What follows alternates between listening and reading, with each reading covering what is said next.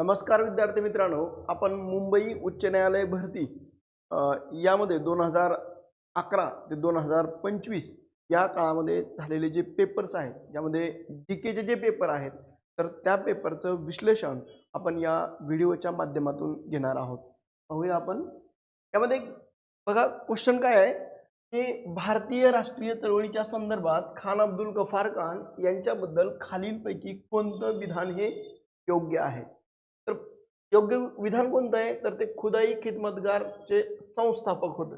अर्थातच खान अब्दुल गफार खान हे खुदाई खिदमतगार याचे संस्थापक होते, हे वाक्य बरोबर आहे. परंतु दुसरं वाक्य जे आहे तर ते भारताच्या फाळणीच्या बाजूने होते. विद्यार्थी मित्रांनो, एक गोष्ट लक्षात ठेवा की खान अब्दुल गफार खान हे भारताच्या फाळणीच्या बाजूने नव्हे तर ते विरोधात होते. एक महत्त्वाची भूमिका म्हणजे त्यांना फाळणी होऊ नये अशीच भूमिका वाटत होती, म्हणून ते फाळणीच्या बाजूनी नव्हते.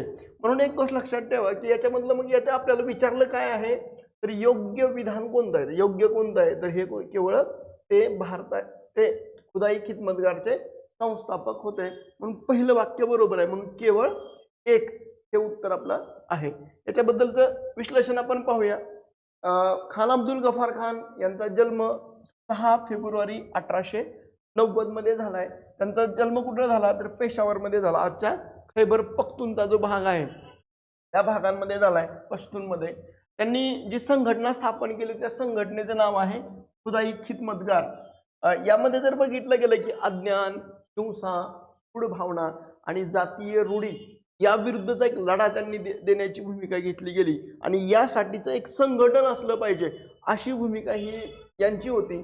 आणि यासाठीच म्हणून त्यांनी 1929 मध्ये खुदाई खिदमतगार अर्थात देवांचे सेवक अशी एक भूमिका म्हणून त्यांनी हे संघटन खुदाई खिदमतगार ही स्थापन केली होती. या संघटनेचे कार्यकर्ते त्यांना लाल डगलेवाले किंवा लाल वस्त्र धारण केलेले असं देखील उल्लेख केला जातो किंवा त्याला रेड शर्ट्स असं देखील म्हटलं जात होतं. या खुदाई खिदमतगार संघटनेचा जर मंत्र आपण पाहिला तर अहिंसा, शिस्त, सेवा आणि त्याग हे मुख्य भूमिका ही या खुदाई खिदमतगार संघटनेची राहिली. आता लक्षात घ्या, भारत आणि पाकिस्तान या फाळणीचे हे जे आहे तर ते विरोधक होते. म्हणजे फाळणीनंतर पाकिस्तानात राहून देखील त्यांनी लोकशाही आणि मानवी हक्कासाठीचा संघर्ष हा सुरू ठेवला. पाकिस्तानात देखील दीर्घ कारावास आणि नजर कैद ही त्यांना सहन करावी लागली. हे एक वेगळं वैशिष्ट्य सांगता येईल. परंतु खान अब्दुल गफार खान यांचं एक वेगळं वैशिष्ट्य जर बघितलं गेलं तर त्यांना सन्मान आणि गौरवाच्या संदर्भाबद्दल जर बघितलं गेलं तर भारताचा सर्वोच्च नागरी सन्मान खान अब्दुल गफार खान यांना भारतरत्न हा 1987 मध्ये देण्यात आला.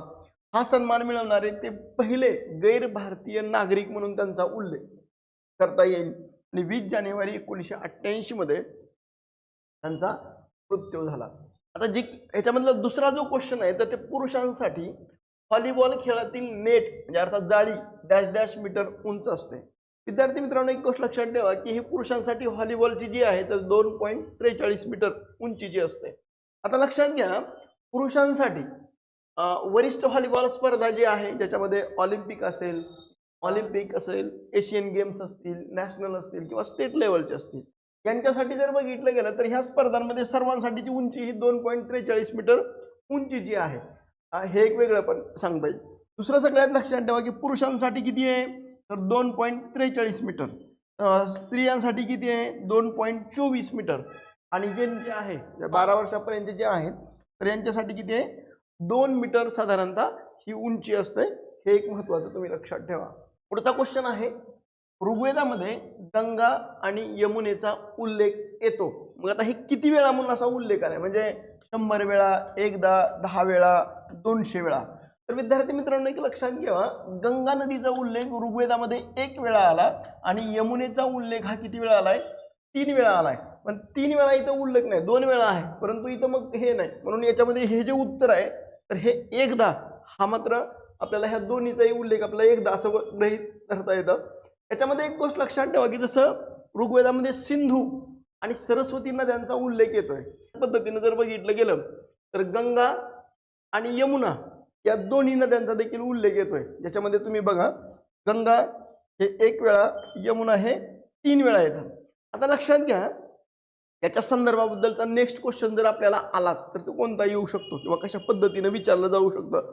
तर एक गोष्ट लक्षात ठेवा की सर्वात अधिक वेळा ऋग्वेदामध्ये कोणत्या शब्दाचा उल्लेख आलाय. तर सगळ्यात महत्वाचं एक लक्षात ठेवा, जनचा उल्लेख किती वेळा आलाय? 275 वेळा आलाय. त्याच्यानंतरचं सगळ्यात महत्वाचं लक्षात ठेवा की 2 नंबरला इंद्राचा उल्लेख किती वेळा आलाय? 250 वेळा आलाय. अग्नीचा उल्लेख किती वेळा आलाय? 200 वेळा आलाय. वरुणाचा उल्लेख किती वेळा आलाय? 200 वेळा आलाय. रुद्राचा उल्लेख किती वेळा आहे? 3 वेळा. बृहस्पतीचा उल्लेख किती वेळा आहे? 11. पृथ्वीचा उल्लेख 1 वेळा. राष्ट्राचा उल्लेख 10 वेळा. सभाचा उल्लेख 8 वेळा. समितीचा उल्लेख 9 वेळा. विदतचा उल्लेख 122 वेळा आणि गंगेचा उल्लेख 1 वेळा. यमुनेचा उल्लेख 3 वेळा आणि जी सोमदेवता आहे या सोमदेवतेचा उल्लेख हा 144 वेळा आल्याचा उल्लेख करत आहे. नेक्स्ट क्वेश्चन आहे की फेब्रुवारी 2023 मध्ये खालीलपैकी कोणाला सर्वोच्च न्यायालयाच्या माजी न्यायाधीशांची आंध्र प्रदेशचे राज्यपाल म्हणून नियुक्ती केली होती? Abdul Nazir, KN Saikia, PB Sawant, V Ramaswamy. याचं योग्य उत्तर आहे अब्दुल नाझीर. आता यांच्याबद्दल जर बघितलं गेलं तर अब्दुल नाझीर हे भारतीय सर्वोच्च न्यायालयाचे पूर्व न्यायाधीश. हे 4 जानेवारी 2023 रोजी सर्वोच्च न्यायालयातून निवृत्ती घेतल्यानंतर फेब्रुवारी 2023 मध्ये त्यांची आंध्र प्रदेशचे राज्यपाल म्हणून त्यांची काय केली होती?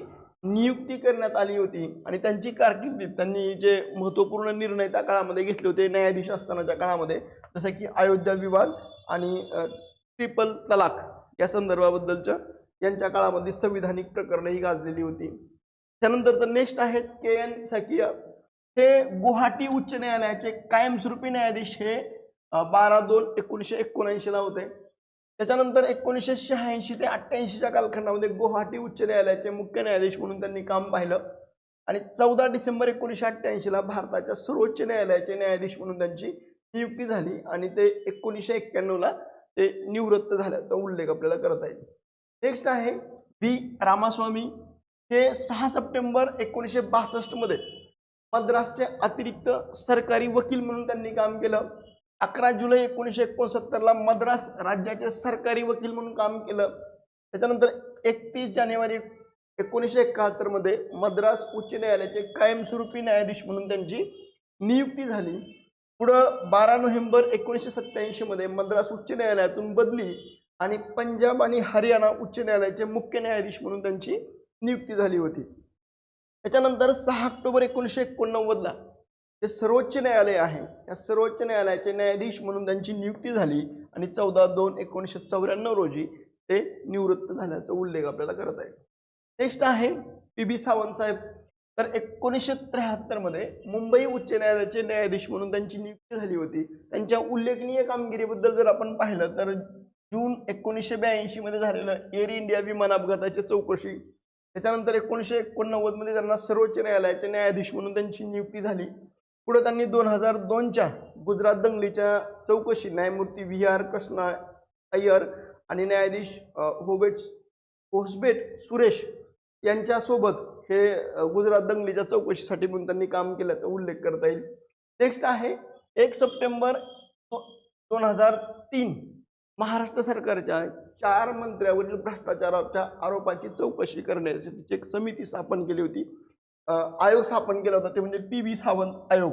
ह्या आयोगाचे अध्यक्षपद हे त्यांनी भूषवलेलं होतं आणि 23 फेब्रुवारी 2005 ला त्यांनी त्या आयोगाचा अहवाल हा सुपूर्द केला. त्यामध्ये नवाब मलिक, पद्मसिंह पाटील आणि सुरेश जैन यांच्यावर हे आरोप होते. नेक्स्ट आहे ऐरावत हा सुपर कॉम्प्युटर कोणत्या संस्थेत इन्स्टॉल केला आहे? तर लक्षात ठेवा, हे CDAC जे आहे centre for development and advance computing हे या ठिकाणी म्हणजे अर्थात पुणे या ठिकाणी हे काय केलं होतं, हा ऐरावत हा सुपर कॉम्प्युटर ह्या संस्थेमध्ये इन्स्टॉल केला होता. हे आपल्याला सांगता येईल म्हणजे भाभा अणु संशोधन केंद्र, नॅशनल एरोस्पेस लॅबोरेटरीज, भारतीय अंतराळ संशोधन संस्था या ठिकाणी नव्हे तर centre for development of advance computing या संस्थेत अर्थात पुणे या ठिकाणी हा ऐरावत हा इन्स्टॉल केल्याचा उल्लेख करता येईल. आता लक्षात ठेवा की हा जो CDAC आहे तर यामध्ये ऐरावत हा भारताचा कृत्रिम बुद्धिमत्तेचा म्हणजे अर्थात AI वर आधारित सुपर कॉम्प्युटर आहे जो पुणे या ठिकाणी स्थापन केलाय. त्याच्यानंतर यामध्ये जर बघितलं गेलं तर हा पूर्णपणे भारतीय बनावटीचा मायक्रो प्रोसेसर म्हणून तयार केला गेलाय आणि यामध्ये हा भारतातल्या सेमीकंडक्टर इंडस्ट्रीसाठी महत्वपूर्ण आपल्याला टप्पा मानला जातोय. भारतातल्या AI इंडस्ट्रीसाठी का महत्वाचा आहे, कारण भारतातल्या प्रमुख आधुनिक संगणकीय संशोधन आणि सुपर कॉम्प्युटिंग जी संस्था आहेत ज्याला ऐरावत या AI वर आधारित सुपर कॉम्प्युटर सेटअप आणि त्याचं व्यवस्थापन हे SIDAC मध्ये हे करण्यात आलेलं आहे. हे AI कार्यक्रम हा तिथं इन्स्टॉल केलाय. त्याच्यानंतरचं नेक्स्ट आहे भाभा अणुसंशोधन केंद्र. भाभा अणुसंशोधन केंद्र हे भारतातल्या अणुसंशोधन केंद्र असून त्याचं मुख्यालय हे बॉम्बेमधील ट्रॉम्बे या ठिकाणी आहे. हे जे भाभा अणुसंशोधन केंद्र जे आहे याचे स्थापना ही डॉक्टर होमी जहांगीर भाभा यांनी केलेली होती. हे केंद्र अणुऊर्जा विभागाअंतर्गत काम करतं. हे अणुऊर्जा जी आहे अणुऊर्जेच्या शांततापूर्ण उपयोगासाठी विविध क्षेत्रांमध्ये संशोधन करणं हा मुख्य उद्देश हा भाभा अणुसंशोधन केंद्राचा आहे. या भाभा अणुसंशोधन केंद्राचं जे कार्यक्षेत्र आहे त्या कार्यक्षेत्रांमध्ये अणुविज्ञान, रासायनिक अभियांत्रिकी, पदार्थ विज्ञान, इलेक्ट्रॉनिक्स, जीवशास्त्र, वैद्यकशास्त्र, सुपर कॉम्प्युटिंग, उच्च ऊर्जा भौतिकी यासारख्या क्षेत्रांमध्ये संशोधन हे केलं जातं. अणुऊर्जा कार्यक्रमामध्ये सर्वात महत्त्वाची भूमिका ही अणुभट्ट्यांची रचना करणं, संगणकीय मॉडेलिंग, जोखमीचं विश्लेषण आणि नवीन अणु इंधन सामुग्रीचा काय करायचंय विकास करणं हे मुख्य काम. मानव संसाधन विकास, अणुऊर्जा क्षेत्रातील कुशल मनुष्यबळ तयार करण्यासाठीचं प्रशिक्षण शाळा हे चालवलं जातं. आता सर्वात महत्त्वाचं प्रमुख संशोधन अणुभट्ट्या मध्ये अप्सरा, ध्रुव आणि सिरस ह्या अणुभट्ट्या आहेत. नेक्स्ट आहे नॅशनल एरोस्पेस लॅबोरेटरीज. ही 1 जून 1959 दिल्ली राष्ट्रीय वैमानिक संशोधन प्रयोगशाळा स्थापना करण्यात आली. याचे जे संचालक आहेत हे संचालक होते पी नीलकांत. मार्च 1960 मध्ये पी नीलकांतन कर्नाटक राज्यातील जयमल रोड येथील बंगळुरू येथील म्हैसूरच्या महाराजांच्या राजवाड्यातील तबेल्यामध्ये राष्ट्रीय वैमानिक प्रयोगशाळा म्हणून ही एक कार्यालय स्थापन केलं.